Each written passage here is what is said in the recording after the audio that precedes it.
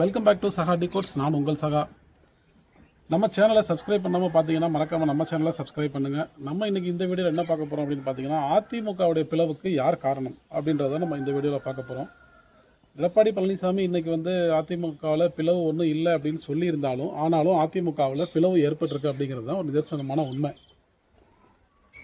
என்ன காரணம் அப்படின்னு கேட்டிங்கன்னா, எலெக்ஷன் ரிசல்ட் வந்த அன்னைக்கு விஜய்க்கு சப்போர்ட் பண்ணலான்னு சொல்லிட்டு அதிமுகவில் நிறைய பேர் சொல்லியிருக்காங்க. நிறைய எலெக்ஷன் விஜய் பெரும்பான்மையாக ஜெயிக்க போகிறார் அப்படின்ற முடிவு வந்ததுமே ஏடிஎம்கே டிஎம்கே ரெண்டு பேரும் கூட்டணி வச்சு ஆட்சி அமைச்சிடலாம், திருமாவளவனை முதலமைச்சர் ஆக்கிடலாம் அப்படின்ற ஒரு பேச்சு அடிபட்டுக்கிட்டு இருந்தது. இதுக்கு அதிமுகவில் நிறைய பேர் எதிர்ப்பு தெரிவிச்சிருக்காங்க. நம்ம பிரதானமாக நம்ம எதிர்க்கிறதே திமுகவை தான். இப்போ நம்ம திமுக கூட கூட்டணி வச்சு இது பண்ணோம் அப்படின்னா நம்ம கட்சி ஒரு அழிவு பாதைக்கு சென்றுவோம். அதனால் நம்ம விஜய் கூட வேணால் கூட்டணி சேரலாம் அப்படின்னு சொல்லிட்டு ஒரு நிறையா பேர் அந்த அதிமுக எம்எல்ஏக்கள் மூத்த எம்எல்ஏக்கள் அவங்க சொல்லியிருக்காங்க, சட்டமன்ற உறுப்பினர் சொல்லியிருக்காங்க. எடப்பாடி பழனிசாமி கேட்கலை. ஏன்னா மோடியோட ஆர்டரு, நீங்கள் விஜய்க்கு சப்போர்ட் பண்ணக்கூடாது அப்படின்றது மோடியோட ஆர்டரை பெரிய ஆர்டரை நம்ம ஆள்னால் தட்டி கழிக்க முடியாது. அப்படி கழிச்சா பல பிரச்சனைகள் இருக்குது.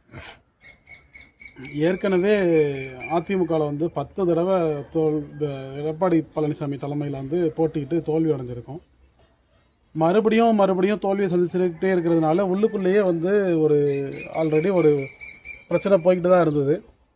இந்த தேர்தலையும் தோல்வி அடைஞ்சதுக்கப்புறம் எடப்பாடி பழனிசாமி பதவி விலகணும், வேறு யாராவது மூத்த தலைவர்கள் அந்த பதவிக்கு வரணும் அப்படின்னு சொல்லிட்டு ஏற்கனவே போர்க்கொடி தூக்கியிருக்காங்க.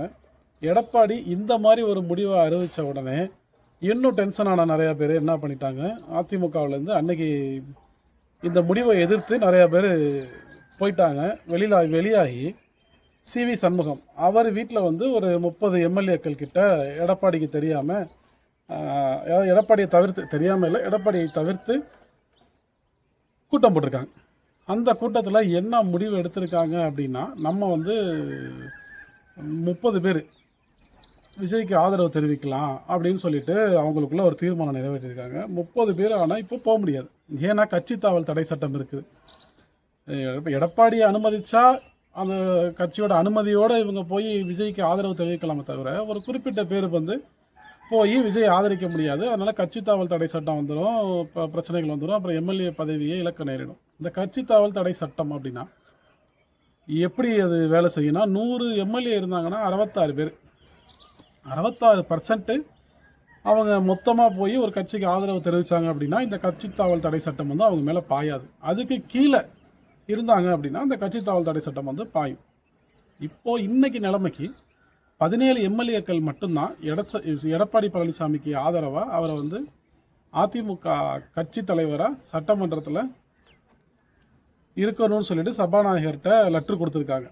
மொத்தம் அவங்க ஜெயிச்சது 47 பேர், மொத்தம் 53 ஜெயிச்சாங்க. கூட்டணி எல்லாமே அதிமுக மட்டும் இரட்டை இலை சின்னம் மட்டும் 47 பேர் ஜெயிச்சாங்க. இதில் 17 பேர் மட்டும்தான் கொடுத்துருக்காங்க.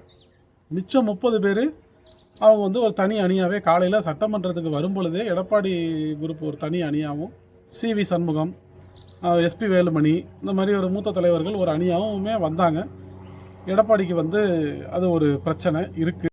மிச்சம் உள்ள இந்த 30 எம்எல்ஏக்களோட நிலைப்பாடை இன்னும் அவங்க அறிவிக்கலை. இருந்தாலும் எடப்பாடிக்கு எதிராக இருக்கிறாங்கிறது மட்டும் நமக்கு நல்லா தெரியுது. இப்போது இவங்க போய் விஜய்க்கு ஆதரவு தெரிவிக்கலாமா அப்படின்னா முடியாது. ஏன்னா 47 பேரில் 32 பேர் இருந்தால் மட்டும்தான் விஜய்க்கு அவங்க ஆதரவு தெரிவிக்க முடியும். இப்படி பிரச்சனை போய்கிட்டு இருக்குது. இப்போது 2 அணியாக பிரிஞ்சாங்கன்னா இரட்டை இலை யாருக்கு போகும்? ஏற்கனவே இரட்டை இலை சின்னத்தை பெறுறதுல பல பிரச்சனைகள் இருக்குது. இந்த இரட்டை இலை சின்னம் யாருக்கு கிடைக்கும் அப்படிங்கிறதெல்லாம் ஒரு பெரிய கொஸ்டின் மார்க்கு, $1000 மில்லியன் கொஸ்டின் தான். இதையெல்லாம் பொறுத்து ஏடிஎம்கேடைய நகர்வுகள் எப்படி இருக்க போகுது. ஆனால் 2 உடைஞ்சிருச்சுங்கிறது உறுதியான ஒரு தகவல் நமக்கு பார்க்குறப்போ நமக்கு தெரியுது. இருந்தாலும் அடுத்தடுத்து யார் எந்தெந்த அணியில் இருப்பா, இந்த பிரிஞ்சு வந்த அணிக்கு யார் தலைவர், எஸ்பி வேலுமணியை தான் தலைவராக போடணும்னு சொல்லி இவங்க சொல்கிறாங்க. அவர் தலைமையில் தான் அது இந்த அதிமுக இருக்குமா அப்படின்றதெல்லாம் பொறுத்திருந்து தான் நம்ம பார்க்கணும். எது எப்படியோ இவங்க திமுகவும் அதிமுகவும் சேர்ந்து ஆட்சி அமைக்கணும் அப்படின்ற பேச்சுவார்த்தையில் தான் இந்த உடைப்பு ஏற்பட்டிருக்கு அப்படின்ற மாதிரி பெரும்பாலான கருத்துக்கள் சொல்லப்படுது. பொறுத்திருந்து பார்ப்போம். ஏடிஎம்கே என்ன நிலைமைக்கு ஆளாகுது, அதிமுக வந்து எடப்பாடி எப்படி காப்பாற்ற போகிறார் அப்படிங்கிறத நம்ம பொறுத்திருந்து அடுத்தடுத்த வீடியோக்களை பார்க்கலாம். தேங்க்ஸ் ஃபார் வாட்சிங் சஹா டிகோட்ஸ். நம்ம சேனலை சப்ஸ்கிரைப் பண்ணால் சப்ஸ்கிரைப் பண்ணுங்கள், லைக் பண்ணுங்கள், ஷேர் பண்ணுங்கள்.